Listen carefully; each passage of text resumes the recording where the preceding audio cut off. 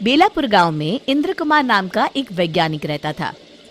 उसका पूरा जीवन खोज और आविष्कार में ही बीता, पर उसने अपनी जिंदगी में जो सबसे बड़ा आविष्कार किया था उसके बारे में किसी को नहीं बताया था। अरे इंद्र, लगता है अब मैं ज्यादा दिन नहीं जीऊंगा। आप आए दिन इतनी सीरियसली बात क्यों करते हैं दादाजी?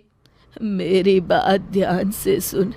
एक ऐसा राज है जो आज तक सबसे छुपा हुआ है। क्या मैं आपका गोद लिया हुआ पोता हूँ दादाजी? अरे नहीं नालायक, मेरा एक ऐसा आविष्कार है जो सबके सामने आ जाए तो तहलका मचा दे। तो आपने अभी तक तहलका मचाया क्यों नहीं दादाजी?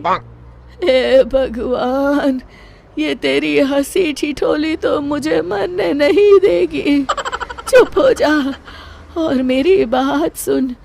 मैं वो आविष्कार किसी बड़े आदमी को बेचना चाहता था। अब तू ही संभाल और जैसा ठीक लगता है कर। पर ऐसा क्या है दादाजी?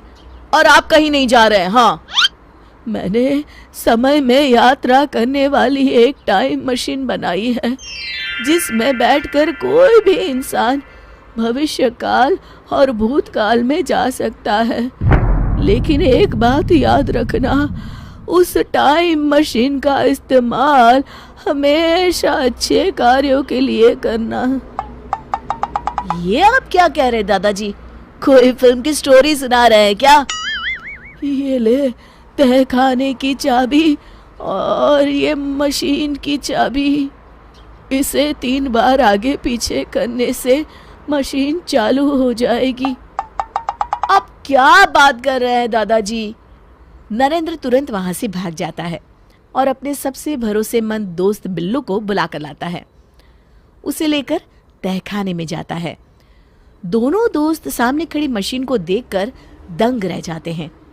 नरेंद्र वापस दादाजी के कमरे की तरफ भागता है। देखता है कि इंद्र कुमार सुकून की नींद सोए हुए हैं, जैसे दिल से कोई बोझ हल्का हो गया हो।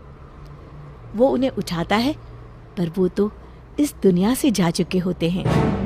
नरेंद्र दुखी हो जाता है। कुछ दिनों बाद, अरे यार, मुझे लगता है कि तेरे दादाजी मरते मरते तेरे साथ मजाक कर गए। भला इसमें बैठकर हम लोग समय यात्रा कैसे कर सकते हैं? नहीं नहीं, दादाजी ने कहा है तो ये सब सच ही होगा। अगर ऐसी बात है तो क्यों ना हम इस मशीन का इस्तेमाल अमीर बनने के लिए करें? पर दादाजी ने कहा था इसका इस्तेमाल अच्छे कामों के लिए ही करना। अरे तो हम कौन सा किसी का बुरा कर रहे हैं? अपनी भलाई करने में क्या बुराई है दोस्त, बताओ तो जरा। बात तो सही है। बचपन में मैंने दादाजी को किसी से कहते सुना था कि हमारे गांव के पास वाले जंगल में आज से 50 साल पहले कुछ डाकू एक बड़ा खजाना छुपाकर चले गए थे।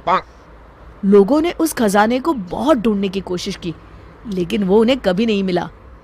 तो हम इस मशीन में बैठकर समय में 50 साल पीछे जाएंगे और जंगल में गड़ा हुआ वो खजाना लेकर आ जाएंगे। इसके बाद तो जिंदगी भर मौज करेंगे दोस्त। अरे पर कहीं कुछ गड़बड़ हो गई तो? अरे क्या होगा, कोई भूत पकड़ लेगा क्या? बच्चे जैसी बातें छोड़ और चल फटाफट। तो चलो फिर, देर किस बात की? दोनों मशीन में बैठ जाते हैं। नरेंद्र मशीन शुरू कर देता है और देखते ही देखते वो सालों पीछे जाने लगते हैं। लगता है हम दोनों पहुंच गए हैं। अरे ये क्या, सामने से कुछ डाकू आ रहे हैं। ओह, मतलब ये डाकू मंगल सिंह अपने आदमियों के साथ खजाना लेकर आ रहा है। सुनो, अब जल्दी से इस पेड़ के पास सारा खजाना छुपा दो। हाँ हाँ सरदार, किसी को कानो कान खबर नहीं होगी कि हमने सारा खजाना कहाँ छुपा रखा है। अरे अब तुम लोग खड़े खड़े मेरा मुंह क्या देख रहे हो? जल्दी से खुदाई शुरू करो। हे भगवान, इतना सारा पैसा! हे भगवान, इतना सारा पैसा और सोना! बिल्लू का मुंह खुला रह जाता है। अरे मुंह बंद कर ले, मुंह में मच्छर ना चला जाए। और कहीं गलती से आवाज निकल गई ना तो ये मंगल सिंह हम दोनों को ही मच्छर की तरह मसल देगा।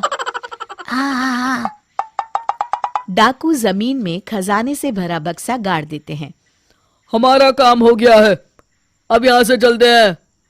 चलो फटाफट खजाना लेकर यहाँ से पहली फुर्सत में रवाना होते हैं। हाँ हाँ चलो। दोनों खुदाई करके बक्सा बाहर निकाल लेते हैं। अरे भाई, ये बक्सा तो बहुत भारी है, लगता है हमारी आने वाली कई पीढ़ी बैठ कर खाएगी। तभी नरेंद्र कुछ सोचता है और घबरा जाता है।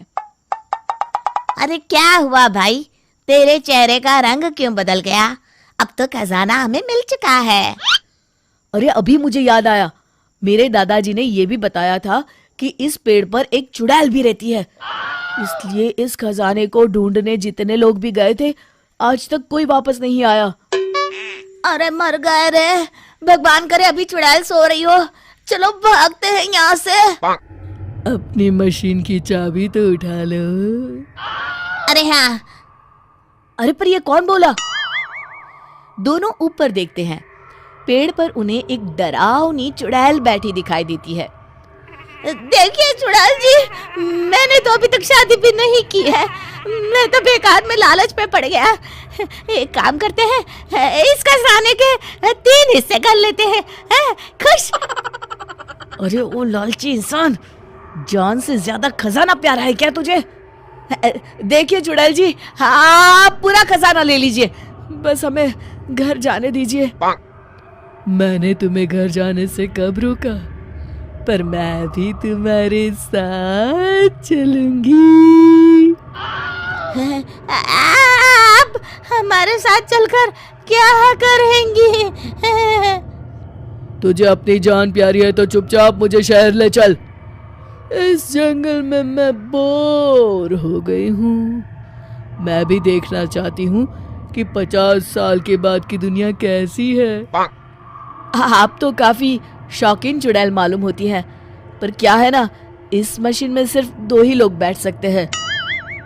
तो तुम मशीन चलाओ, मैं बैठती हूँ और इस बिल्लू को यहीं शेर और भालू के डिनर के लिए छोड़ जाते हैं।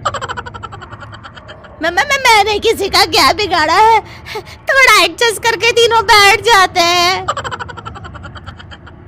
आधे रास्ते पहुंचने के बाद मुझे तो बड़ी जोरों की भूख लगी है, किसे मार कर खाऊं? नरेंद्र और बिल्लू पसीना पसीना हो जाते हैं। क्या ये दोनों वापस घर पहुंच पाएंगे या ये चुड़ैल किसी को मार के अपनी भूख मिटाएगी? ये जानेंगे इस कहानी के अगले भाग में।